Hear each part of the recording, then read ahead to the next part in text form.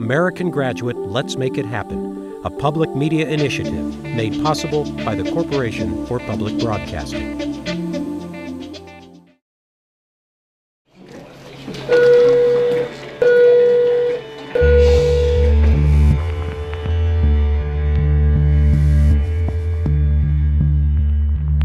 How do you spot high school dropouts before they stop going to school?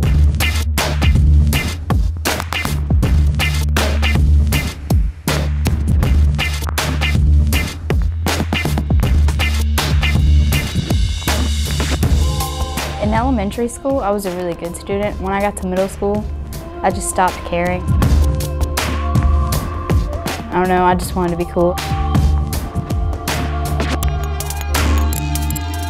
My 9th grade year was horrible.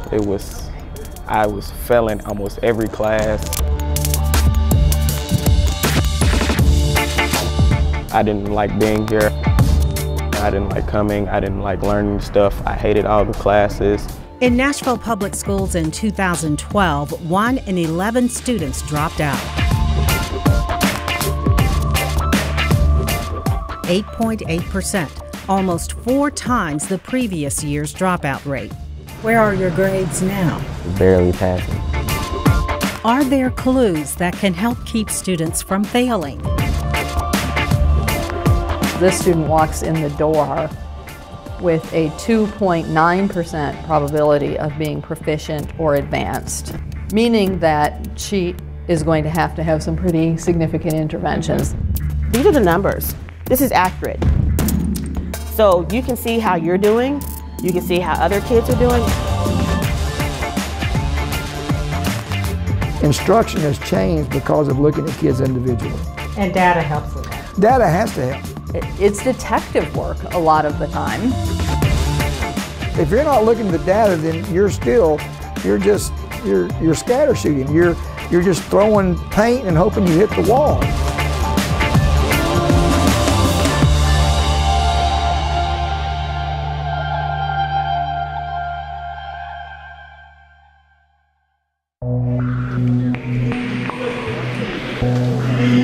Today we're doing a whole group intervention where we're bringing in all of our students that have some sort of deficit in our classes.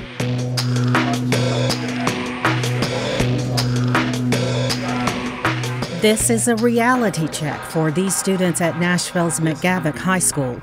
They are failing 10th grade. What's my overall? It's 46. 46? Yeah, that's not so hot. Okay.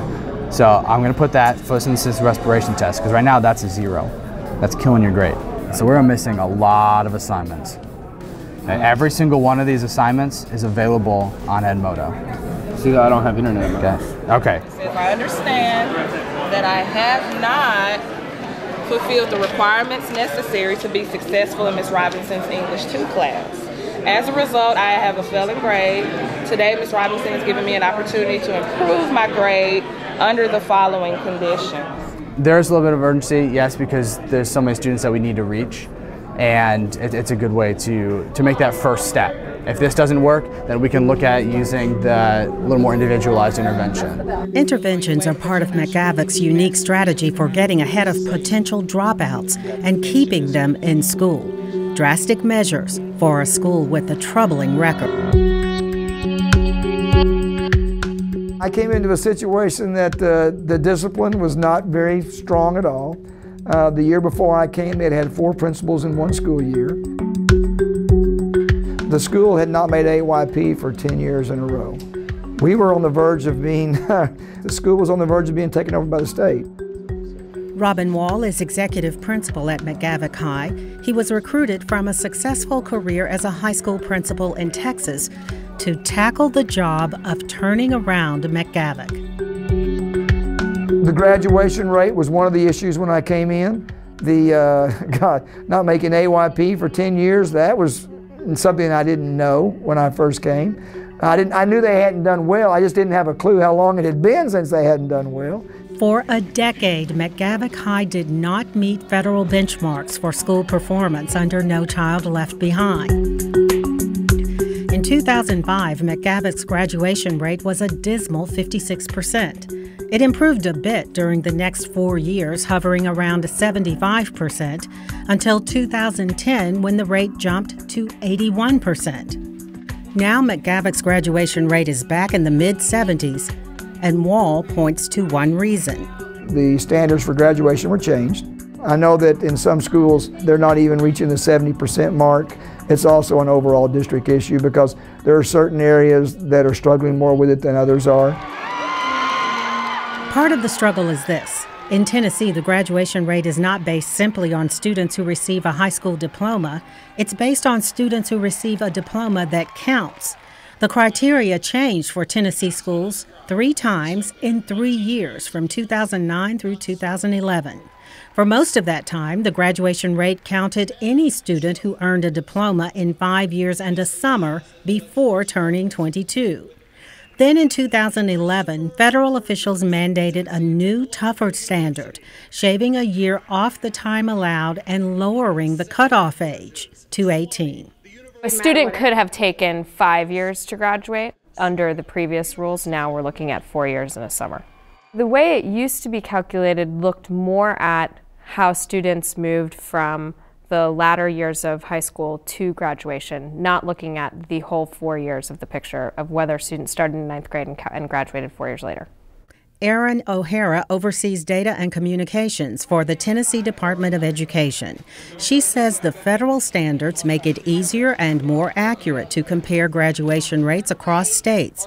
But in many districts, the change to the federal rule caused graduation rates to fall, and it forces many students to be counted as dropouts for questionable reasons. So if a student moves from one school to another and doesn't actually re-enroll at that school, or if a student moves from one school district to another and doesn't actually re-enroll in that school district, or if a student moved out of state per se and there is no record of that student actually showing up at that school that they've gone to out of state, then for all of those reasons that student would be considered a dropout.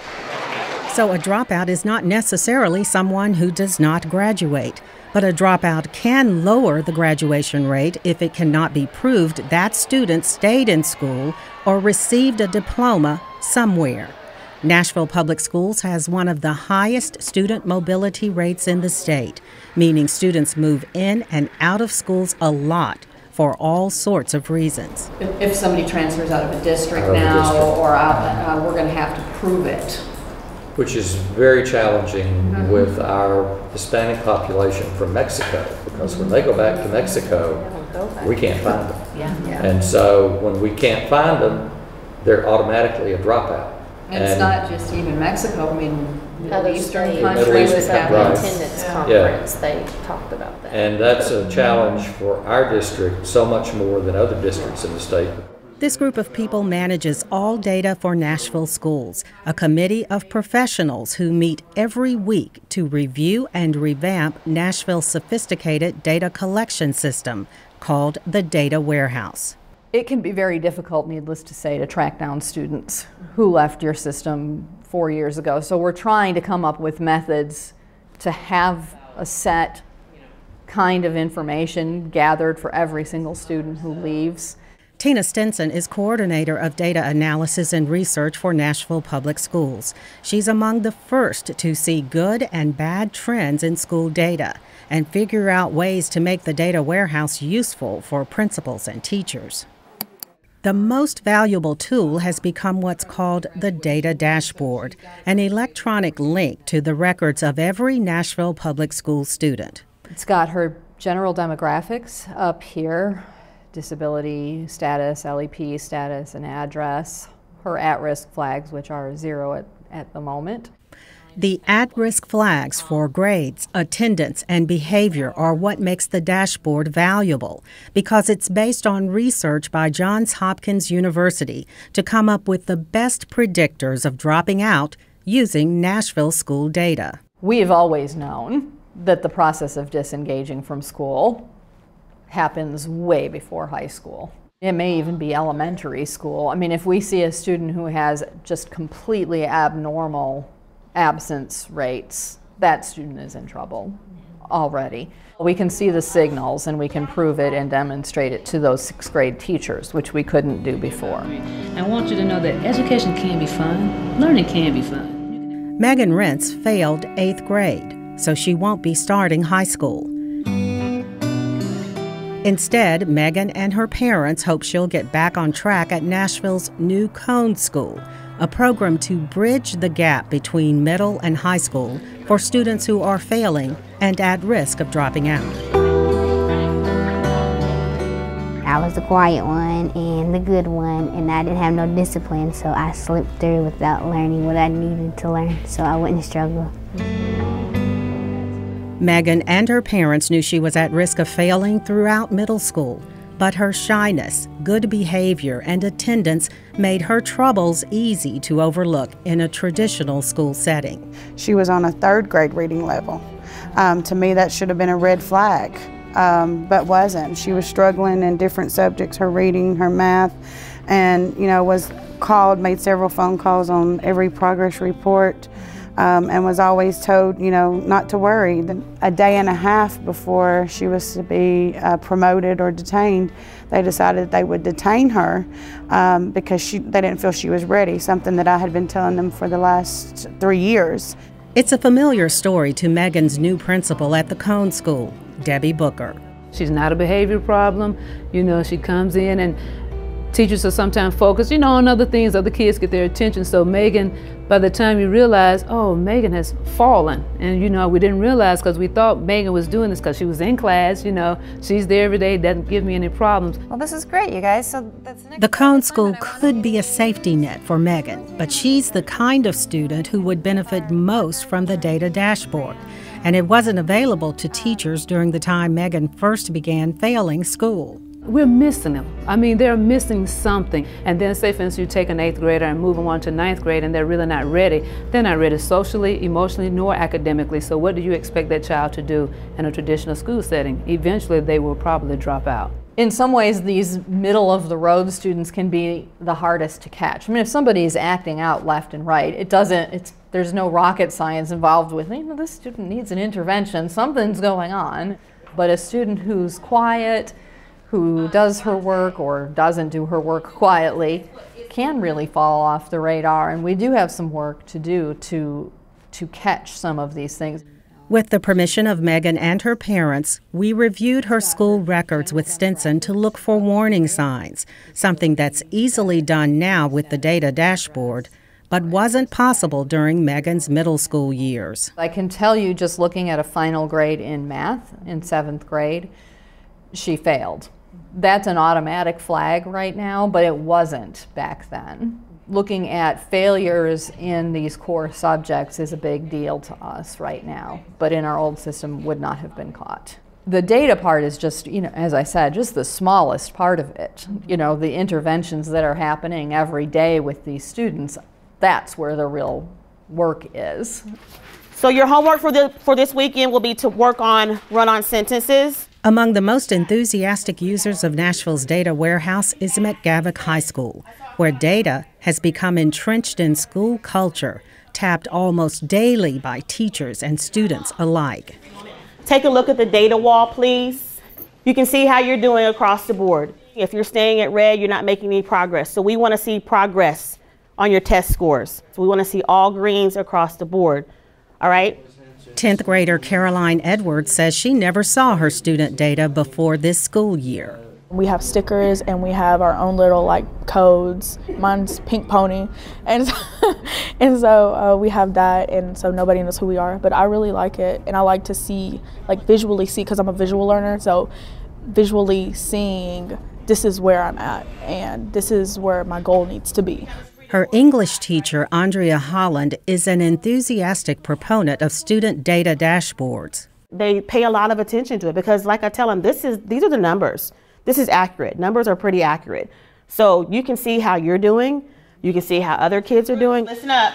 Lenny walks into... It doesn't change the method or the way that I teach, my strategies that I use, but it changes the aim. It changes what exactly I need to focus in on for my kids. Student information has always been collected by school systems, but never has it been so detailed and so easy to obtain in Nashville. especially for teachers. Years ago, I would have to go down to the registration office and go through file cabinets after file cabinets to even find a student's name. And then once I got to the file cabinet, I'd have to actually find their file, take it out. It'd be about this thick from K through 10th grade. And I'm having to flip through the pages. It was very time consuming. But now that we have the data warehouse, it's right there, click, fingertip. Convenient, yes. But an important advantage of Data Dashboard is its ability to peel back layers of individual information and reveal clues about a student's performance that might never show up in conversation or classroom indicators. We were just talking about a student yesterday in a team meeting. Once we looked at her data in the warehouse, then it started to connect. You understand, okay, well, this is why this kid is behaving the way they're behaving.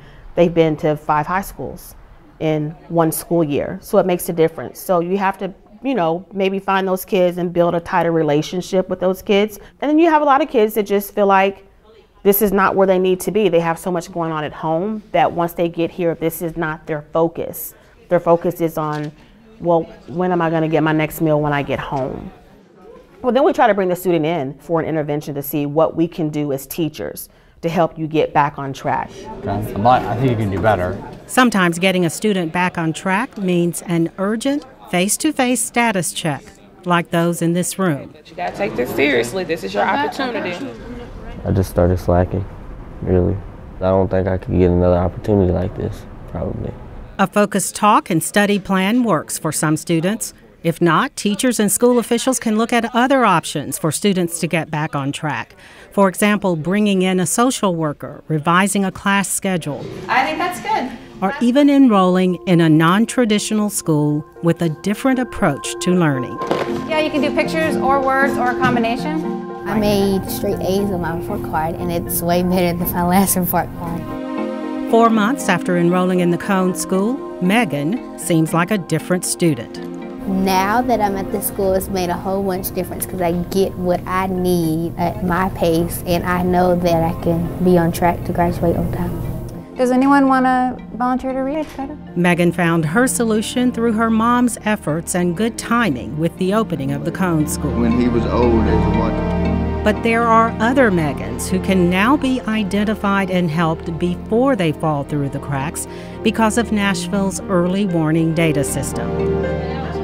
Soon, students across the state will benefit from a similar program. Officials with the Department of Education are developing a data information and warning system for all Tennessee schools beginning in the 2013-14 school year. We in Tennessee are lucky. We have all kinds of data on our students, on our teachers, and how performance has been over time. I think that we'll be able to find out more about what is causing students to graduate or not graduate.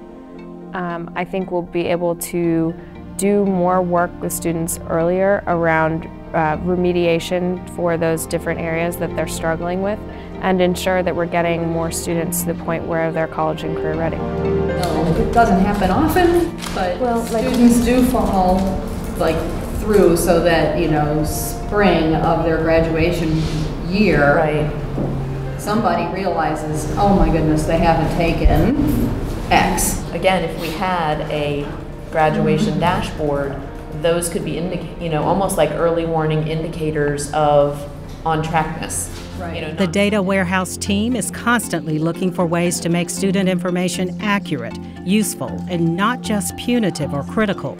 For Tina Stinson, it's more than a job, it's personal. I was a dropout, yes. I was. And like I said, I did get a GED and go on to college and beyond.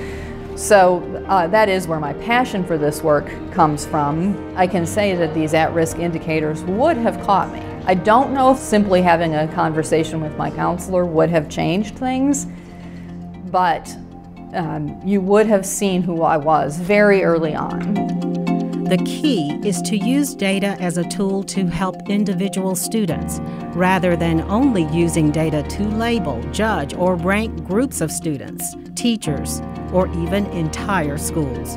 You know, you're able to see what's going on with the individual student, and then you're able to see how that's having an impact on your overall school. You know, instead of just looking at school data and just looking at, man, our school's not performing very well in this, we're able to say, our school's not performing very well.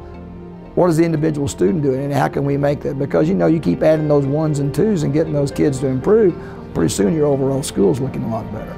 It also shows the students that we individually care about them, because we're looking at them as an individual and talking to them and discussing how they're doing. We're talking about their individual achievement. Wall says online data access plus interventions are making a difference at McGavock. It is now designated a LEAD school in Nashville, meaning McGavock is a model and mentor for other schools when it comes to student achievement and growth. Our discipline is down, our attendance is up, our truancy is down, our honor roll numbers are up, our ACT scores are going up. We're seeing those things happen, so we know we're on the right track. After I started figuring out that my teachers actually cared, that if I learned the stuff and they were actually there to help me learn it, I was actually doing a little bit better. I don't want to be in school for all these years and drop out and it just go all to waste. So I'm trying to go as far as I can with my education. My grades are, progressing and getting better, but I think it's more of my want to learn, I guess, has improved, and my test scores are a lot better because last year I didn't care.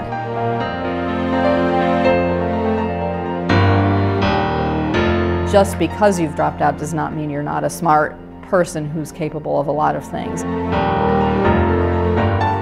Kids that are even going to college and graduating are struggling to find jobs. How many jobs do you really think are out there for just a high school graduate, let alone a student who doesn't even have a high school diploma?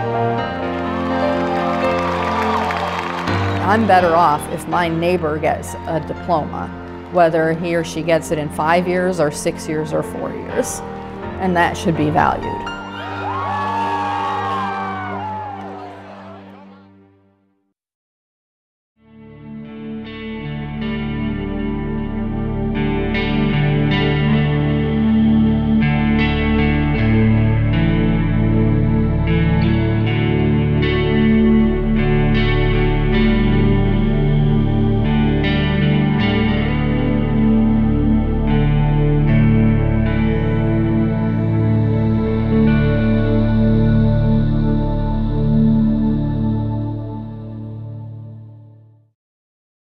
American Graduate Let's Make It Happen, a public media initiative made possible by the Corporation for Public Broadcasting.